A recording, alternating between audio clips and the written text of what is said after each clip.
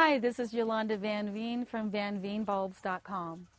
In this segment, we're going to learn all about the mandevilla plant, or mandevilla, or the mandeville. So it's spelled a lot of different ways too, M-A-N-D-E-V-I-L-L-A or M-A-N-D-E-V-I-L-L-E. Either way, it's a beautiful plant and one of my favorites in my garden. So the mandevilla is a vine, so it's got to have something to grab onto. So whether it's just the wires or an arch or up against a rose bush or up against a trellis, it'll grab onto whatever you let it grab onto. And it is not winter hardy in cold climates. So here in the Northwest, I cannot leave it outside. So I leave it in a beautiful pot and with a beautiful trellis, or I guess this is a nice metal art trellis. The best location for a mandevilla is actually not in the full hot sun all day.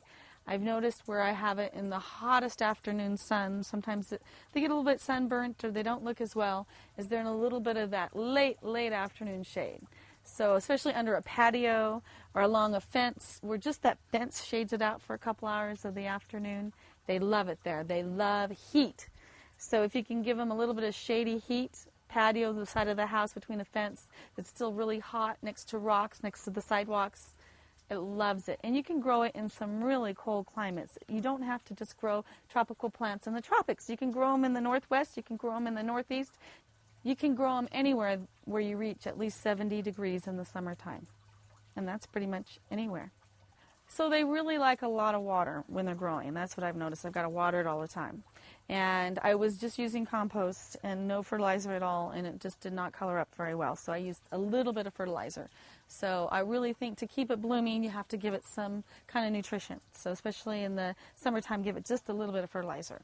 And then in the winter, when it's going to freeze, it's going to die back. So I'll just cut it back, take the stakes or take the metal out, and I'm going to throw it in the greenhouse, and I'm going to put it back out in the spring. So you can do that, or you can either throw it in the garage, or you can throw it in the basement, or even I've thrown it in the kitchen before, underneath in the corner where no one even bothered to look, and just left it dry with a little bit of water so that the roots don't dry out completely, and then put it back out in about May, June, whenever it's 70 and above, consistently for a week. That's my rule. And it comes back and grows year to year. It's one of my favorite plants, and pretty much anyone can grow it. It's a very easy plant to grow.